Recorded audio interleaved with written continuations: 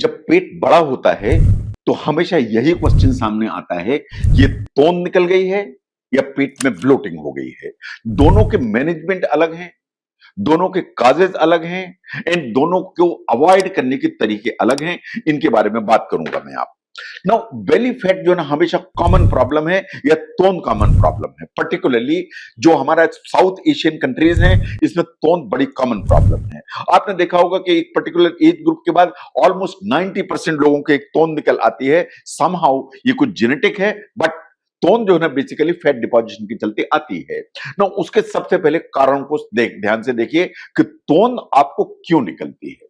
तोंद इसलिए निकलती है कि आप हाई कैलोरी डाइट लेते हैं। जो हाई कैलोरी डाइट है उसमें रिफाइंड कार्बोहाइड्रेट जाते हैं।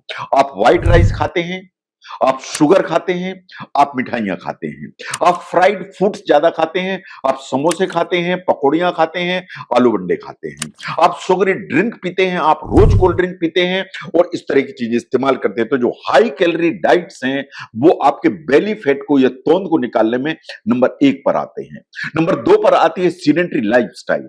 आप लंबे समय बैठकर काम करते हैं, आप एक एक्सरसाइज नहीं करते हैं तो कैलोरी का जो कंजम्पशन है आपका वो मिनिमाइज हो जाता है।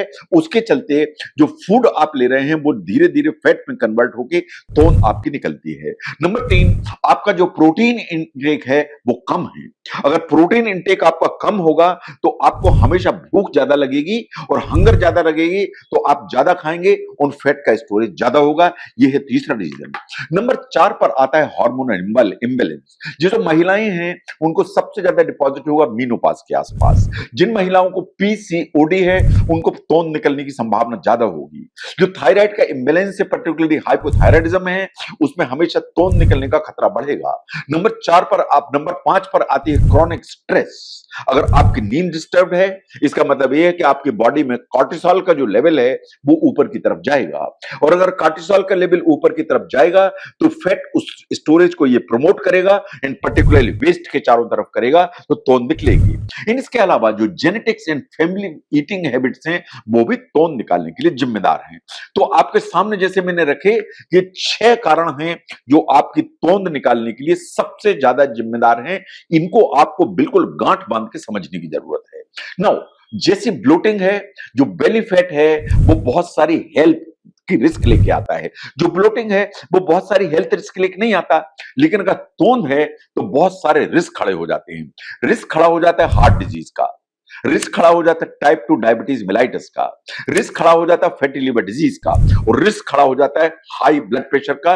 बढ़ी हुई तोंद इन 4 चीजों के लिए इन्विटेशन कार्ड मानी जाती है। तो सच्चाई को आपको समझने की जरूरत है।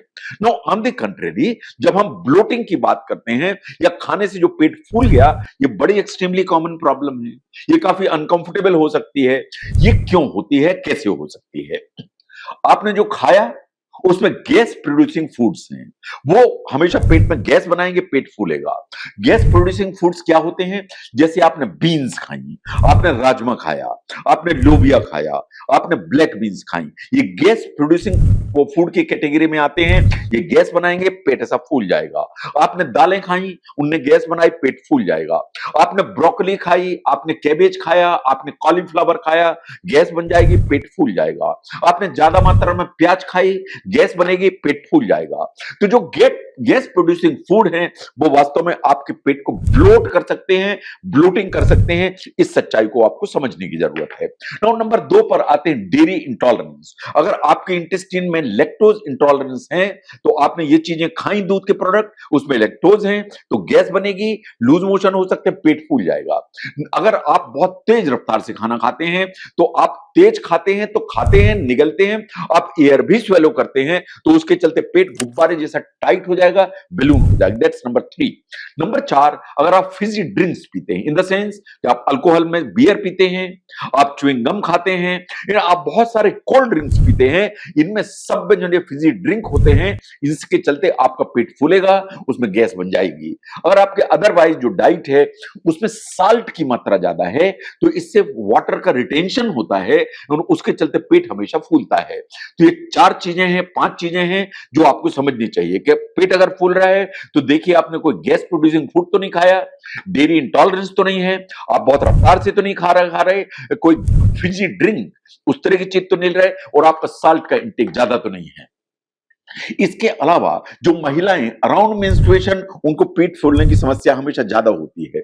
कोई भी स्ट्रेस इन एंजाइटी ये आपका डाइजेशन स्लो करती है और इसलिए गट बैक्टीरिया गड़बड़ होते हैं तो पेट फूलता है। इसलिए आयुर्वेद रिकमेंड करता है कि जब आपको बहुत स्ट्रेस हो, वो तनाव हो, तो आपको खाना नहीं खाना चाहिए क्योंकि आपका digestion up to the mark नहीं होता है।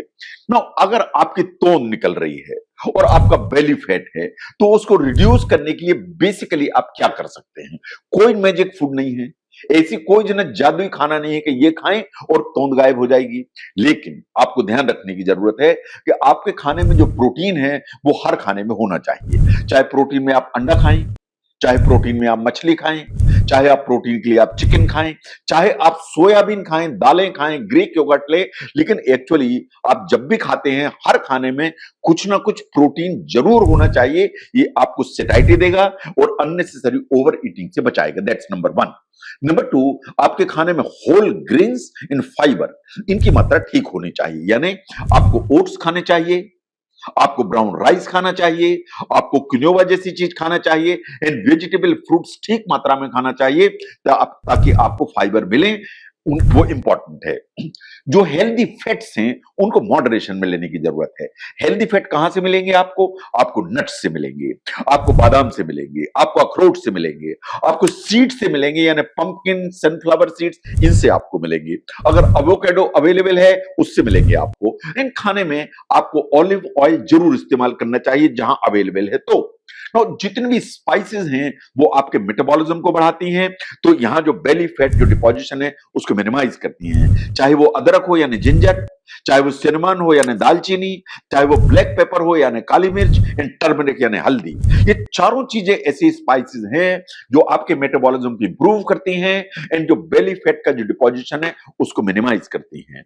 नाउ आपको अपना जो मील टाइमिंग है उसको ध्यान देने की जरूरत है। अगर बेली फैट से बचना है तो साइंस ऐसा मानती है कि 3 आपको मेन मील लेना चाहिए एंड 2 आपको लाइट स्नैक्स लेना चाहिए और आपको बिंज ईटिंग से टोटली बचना चाहिए। अगर इतना काम करेंगे तो बेली फैट का डिपोजिशन मिनिमाइज हो जाएगा।